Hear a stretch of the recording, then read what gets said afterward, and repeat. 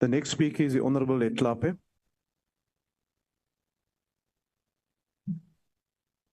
Thank you, House Chair. It is quite fortunate that we have this discussion around the time of World AIDS Day. And sometimes we fool ourselves about the progress that we've made in relation to HIV. One of the things that I would like to remind all of us is that we've made that progress because people with HIV led the process. They dragged us into doing our job. The person that led that program was a person living with HIV.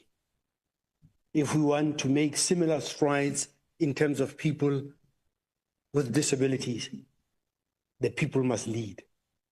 It should not be able-bodied people that are doing for people with disabilities.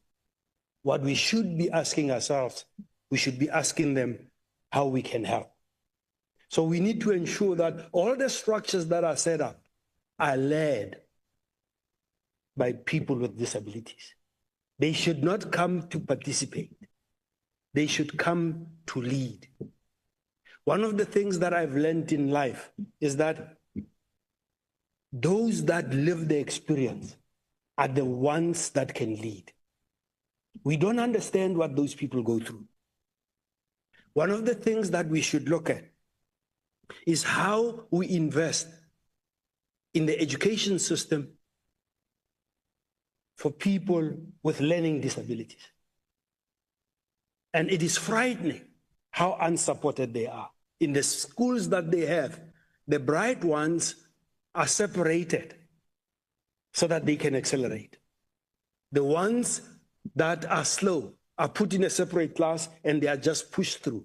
And when they get to matric, they don't have the requisite knowledge to be able to be useful citizens. So my appeal, Minister, is let us engage the technology department. Because when you look around the world, people use technology to help people with disabilities. And with technology, they are able to compete with others. And I just want to remind you that most people with disabilities have talents that people with abilities don't have. And when you give them the assistance to bridge the gap, you unlock human potential second to none. People with disabilities are capable. What we should ask is how we can help them. And we should ensure that they lead and they are represented in all structures of society. Thank you. Thank you, Honourable Member. The next speaker is the Honourable Meshu.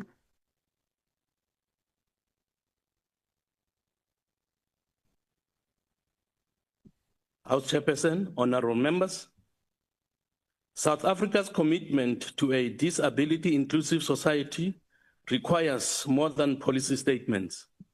Yes, the ACDP concurs that it demands strategic, multi-sectoral partnerships that unite government, civil society, business, and international partners. However, the Department of Women, Youth and Persons with Disabilities acknowledged in its 2025 strategic plan that people with disabilities remain greatly marginalized and that mainstreaming requires coordinated leadership across sectors. Government is seen to be failing people with disabilities by under-delivering on employment equity, lacking representation in leadership, and struggling to implement effective monitoring and accountability frameworks. People with disabilities make up only 1.4% of the workforce, far below the national target of 3%. Amendments to the Employment Equity Act in January promise stronger inclusion, but critics argue these changes have not translated into real opportunities. Systematic barriers still face young people with disabilities in education, training, and employment. The department's 2024-25 annual report noted delays in implementing monitoring frameworks and highlighted capacity constraints that weaken delivery, and public discourse has amplified these concerns. Civil society organizations have repeatedly highlighted that government departments lack robust monitoring frameworks. This results in poor enforcement of disability rights and weak coordination across ministries. Professor Aman Bam, head of the social impact at Stellenbosch Business School, argues that disability inclusion is not charity. It is a legal requirement and a matter of social justice. To raise awareness, the National Council of and for Persons with Disabilities leverages media partnerships for its publicity, showing it to be strategic, impactful, authentic, and transformative.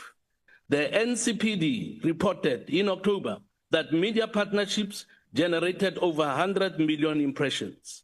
However, they also stressed the urgent need for government accountability and collaboration with grassroots organizations.